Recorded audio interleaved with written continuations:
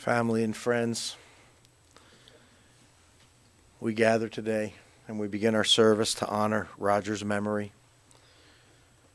I'm Rabbi Eddie Sukal from the Shul. We begin with a passage from the book of Psalms. Shiviti Adonai lenegdi tamid ki mini balemot.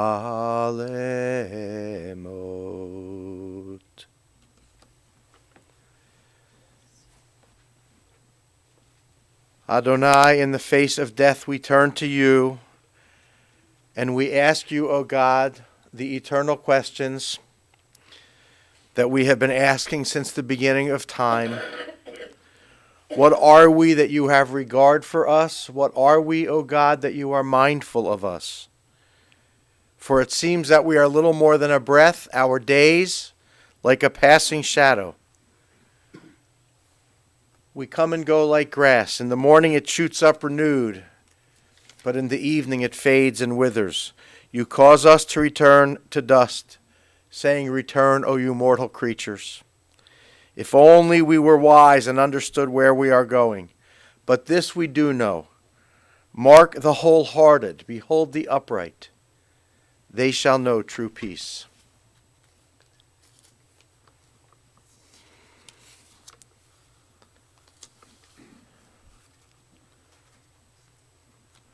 Renee and family and Michael and Rhonda and your family, both immediate and extended family. We gather with you to grieve with you and to comfort you. We gather together today to remember Roger, to pay tribute to his life. But we gather not only that we might remember him, but that we might comfort you, and that you might feel our loving embrace and be comforted and consoled by it. And we gather with you not only that we might comfort you, but to ask God to also be with you. And we hope and pray that today and in the days and weeks ahead, you will feel God's presence with you, and that God's loving embrace will also be a source of consolation and comfort. We raise our voices together, calling on the source of life and asking for comfort and strength. We need light when darkness and gloom falls over our lives. And we need fortitude and courage when pain and loss assail us. Who among us has not passed through trials and bereavements? Some of us bear fresh wounds in our hearts, and others of us feel more keenly the kinship of sorrow. May our sharing of today's sadness bring comfort to all of you who loved and cared for Roger.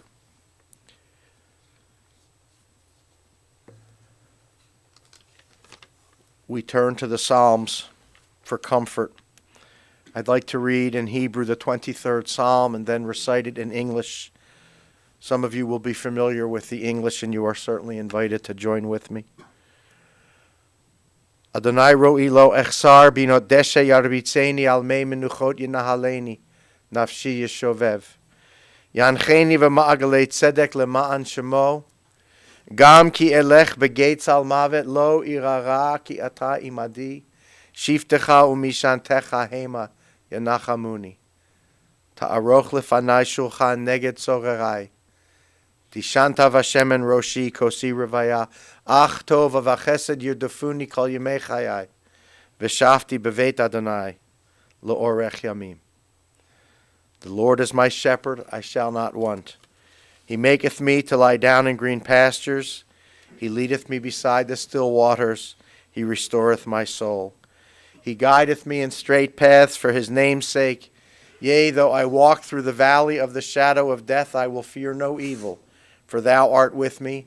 Thy rod and thy staff, they comfort me. Thou preparest a table before me in the presence of my enemies. Thou hast anointed my head with oil. My cup runneth over. Surely goodness and mercy shall follow me all the days of my life, and I shall dwell in the house of the Lord forever. Amen. I'd like to call upon Michael Feldman.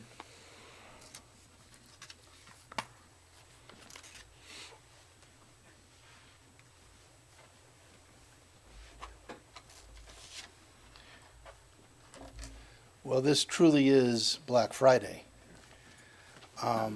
Roger said he didn't really want to live in the U.S. under a Trump administration and joked about going to Canada, but this is a little extreme even for Roger. Almost 40 years ago, Larry invited me to join a softball team, the legendary Diamond Dogs, and with Ken and Bill and Gary and a few others, the merry band of funsters and ball players formed bonds of friendship that has gone on for almost 40 years. I was the pitcher, Roger was the catcher, not in that way. And his had helped us win our first championship, and we had a lot of fun and still recall those memories.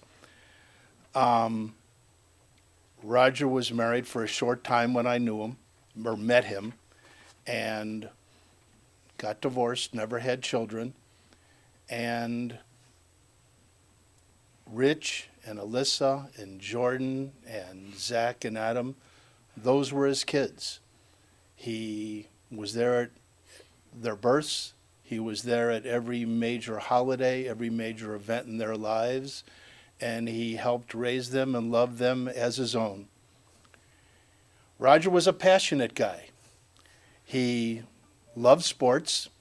He was always involved in paying attention to the Browns and the Cavs and the Indians. He was at my house Sunday watching the Browns game, yelling at the TV. He tells me that with Gary, he was at the 1964 championship Browns game.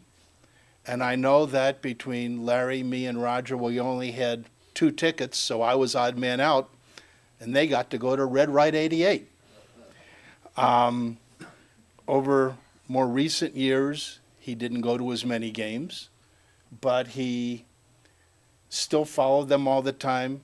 He was elated when the Cavs won this year and had a first championship in many years, and heartbroken when the Indians got close and didn't quite make it. Besides sports, he loved music. You could get in his van and listen to 88.7, which nobody's ever heard of, because Roger wanted to listen to the college stations. And while he loved rock and roll and a lot of music that most of us are familiar with, he'd also have CDs around the house of China Crisis or The Farm or Human Logic or bands that no one's ever heard of.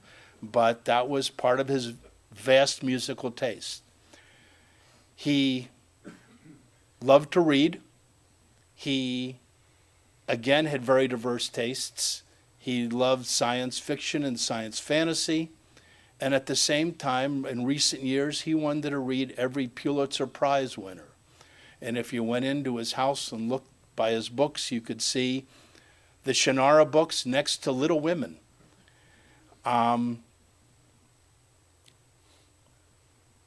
He loved gardening.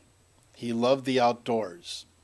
He had moved from Shaker to Lyndhurst to Moreland Hills to Russell, back to Chagrin Falls, and at one point in time just really got into planting. And his house in Lyndhurst had an amazing rock wall with plants and shrubs and flowers lining the fence around his yard.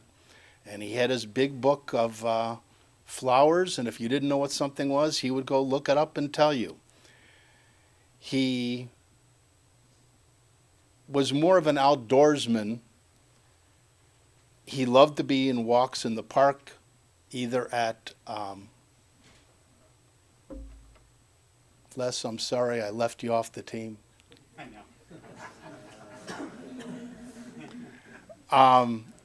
He would rather be at Lookabout Lodge and the Orange Park and taking the dogs for Frisbee than just about anything. And he'd come over bundled up like the abominable snowman because it was 15 degrees outside and he was completely covered up. But it was a sunny day and he wanted to take the dogs outside and get his walking stick and just be one with nature and his four-legged friends.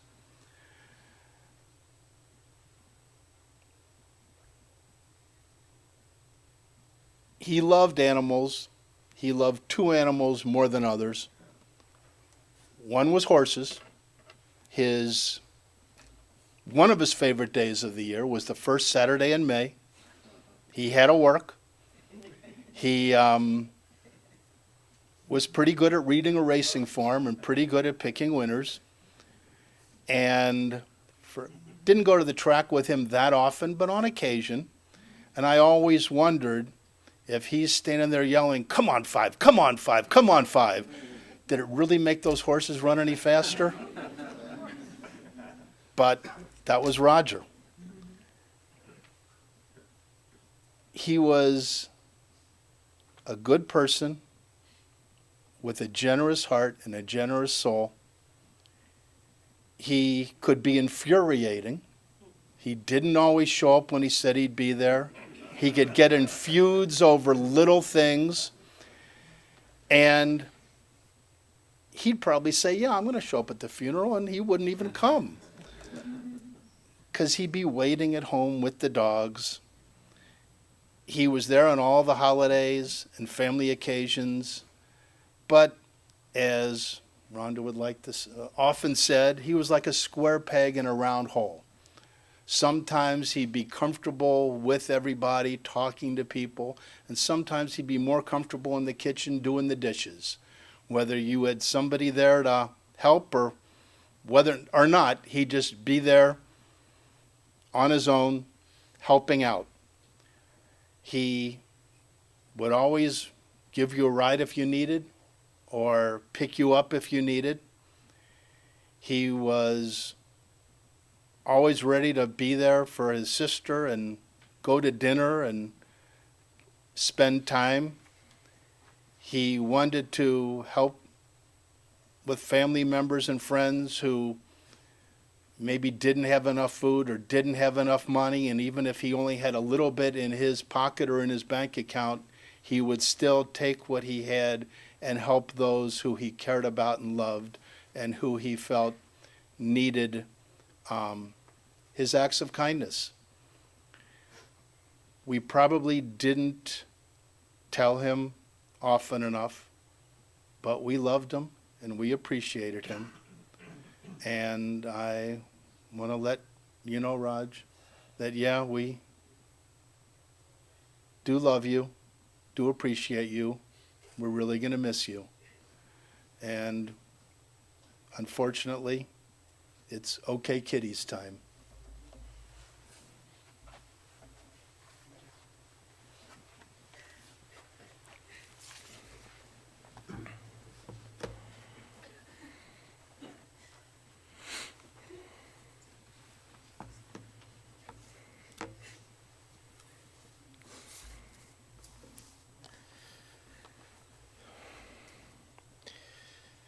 Michael, thank you. Tradition teaches that words that come from the heart enter directly into the heart.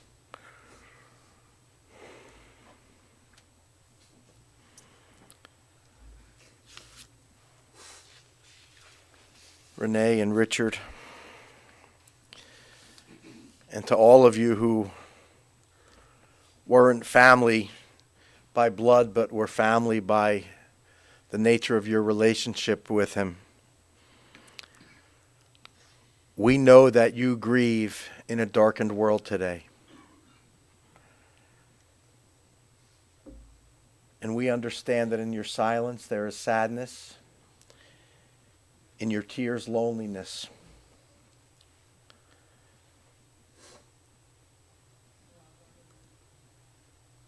Roger did have a big heart and a love that emanated from that heart.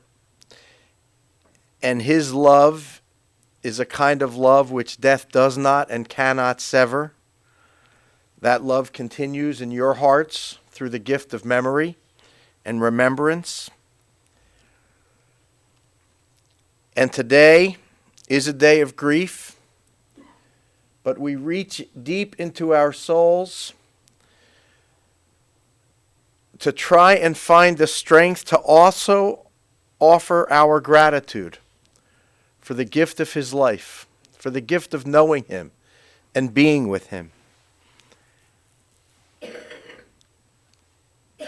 He brought so much into the lives of those who knew him.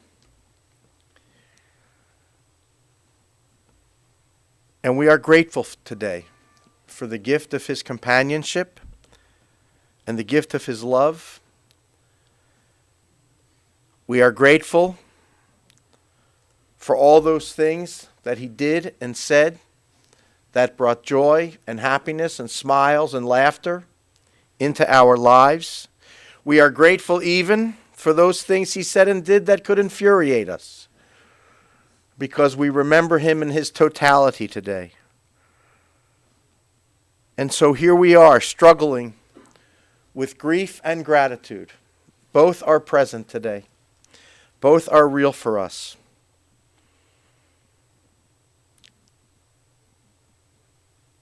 Thank God for our ability to remember him and to recall him, and to think of him and have a smile come upon our faces, to remember him and all those helpful and generous things that he did that Michael spoke about. Renee, the other day you said that your brother also was very spiritual, and he expressed that in a number of ways, including poetry that he authored. Like many spiritual people, he did have a great love of nature. He loved the outdoors. Whether it was his own gardening or taking walks in the park or loving all creatures.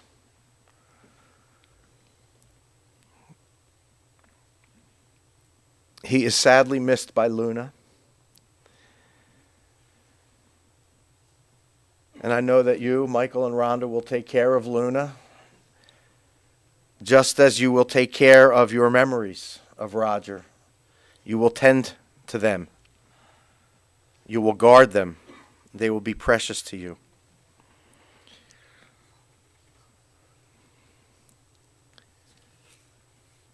Michael, you shared many things about your friend and the friend to all of you here. I feel I would be remiss if I didn't mention just one other, that he believed in UFOs.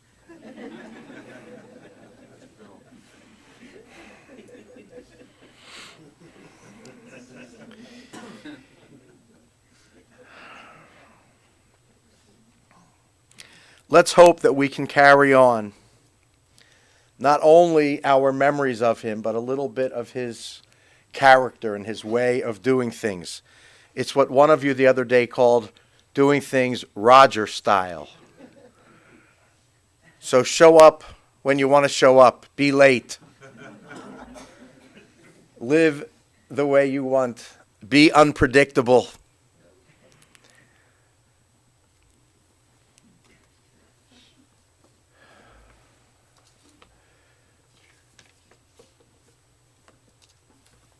The author of the book of Ecclesiastes realized that no matter how many years are granted us, we never live long enough. We never see enough of our world. We never get to do all of the things that we wanted to do. The biblical author wrote, "The eye never has its fill of seeing." And there was so much more that Roger would have wanted to do in his own way. And there is so much more that each of us would have wished we could have done with him and for him. And it is a truism of our world that young or old, those who leave this life never see enough of the world. We never complete all of our tasks. How we yearned to have Roger with us for another challenge in our lives, another precious moment together, another joyful occasion, another holiday celebration. How we wished for that. And so we ask you, God, be now with those who mourn, because whenever parting comes, it comes too soon. Console those whose hearts are broken. Be near to them even when your light seems distant. Sustain us, O God, until our time of healing.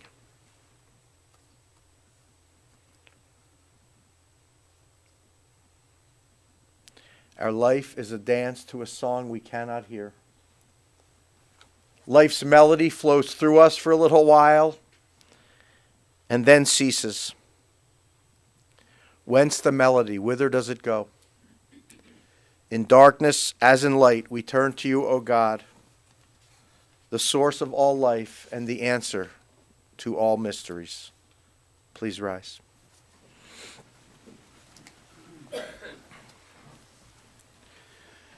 El male rachamim, shochein bamromim,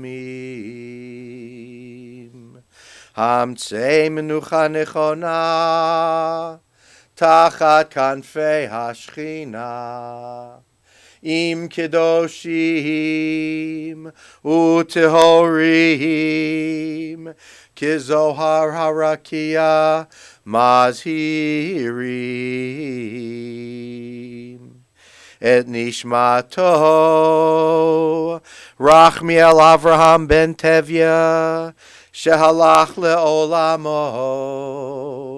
began Eden tehei menuchato ana bal harachamim hastirehu beseter kenafecha leolamim vayitzror bitzror hachayim et nishmato Adonai hu nachalato v'yanuach b'shalom al mishkavo v'nomar Amen. Compassionate God, eternal Spirit of the universe, grant perfect rest in your sheltering presence to Rachmiel Avram ben Tevya, to Roger Allen Sherman, for he has now entered eternity. O God of mercy, we pray, may he find refuge in your eternal presence, and may his soul be bound up in the bond of everlasting life. God is his inheritance, and we all say, Amen. Please be seated.